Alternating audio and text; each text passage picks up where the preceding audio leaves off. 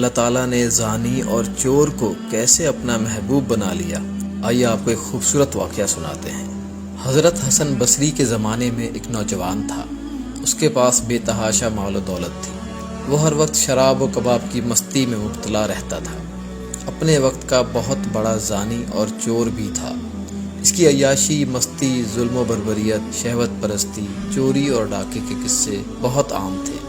مگر اس کی ایک ماں تھی جو بہت ہی نیک اللہ والی خاتون تھی۔ وہ ہر وقت اپنے اس بیٹے کو سمجھاتی تھی کہ بیٹا ان گناہوں کی لت میں مت پڑو، بیٹا زنا چھوڑ دو، بیٹا شراب نہ پیو، توبہ کر لو، نیکی کی طرف آ جاؤ۔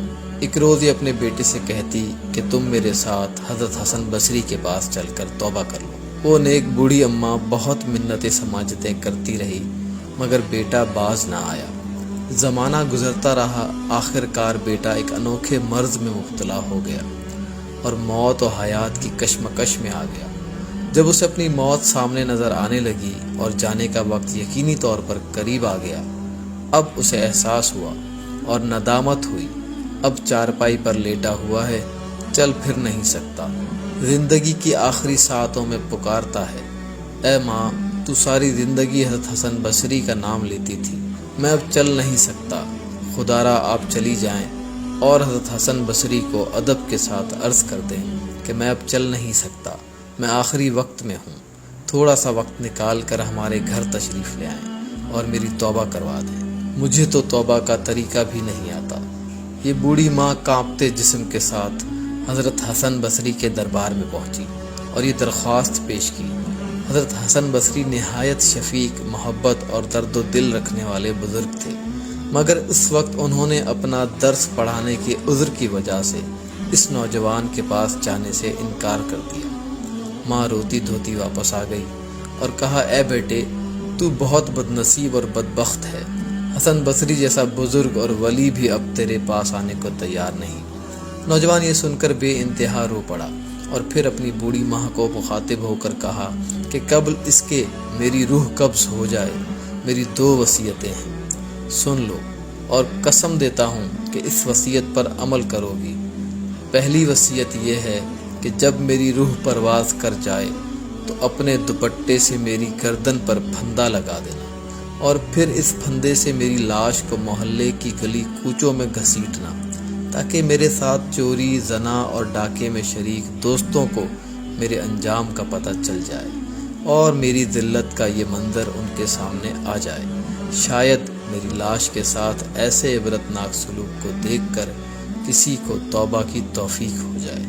دوسری وصیت یہ ہے کہ میرے انتقال کے بعد میری قبر مسلمانوں کی قبرستان میں نہ بنانا، میں اللہ کی نظر میں بہت بدترین آدمی ہوں اور اللہ کا غضب مجھ پر شدید ہوگا۔ میں چاہتا ہوں کہ اس غضب کی وجہ سے میرے اوپر اترنے والا عذاب میرے ہی اوپر رہے، کہیں ایسا نہ ہو میری وجہ سے میرے پڑوسی قبر والوں کو بھی تکلیف پہنچے۔ ان 2 وصیتوں کے بعد اس نوجوان نے دھاڑے مارتے ہوئے نظریں آسماں کی طرف کی اور ہاتھ اٹھائے معافیاں مانگتا رہا اور اس کی آنکھوں سے آنسو نکل کر اس کی گال پر ٹپکتے رہے۔ ابھی ہاتھ اٹھائے ہی ہوئے تھے کہ اس کی روح پرواز کر گئی۔ یوں یہ نوجوان اس دنیا سے چلا گیا۔ اس کی موت کے بعد اس کی ماں دوبارہ حضرت حسن بصری کے دربار میں گئی، عرض کیا، حضرت جس بیٹے کے لیے میں آپ کے پاس آئی تھی وہ اب جا چکا ہے، اس کا انتقال ہو گیا ہے، اب تو آپ آ جائیے، میرے بیٹے کا جنازہ پڑھا دیجیے، شاید آپ کے جنازے پڑھانے کی وجہ سے اللہ کو رحم آ جائے اور میرے اس بدنصیب بیٹے کی بخشش ہو جائے۔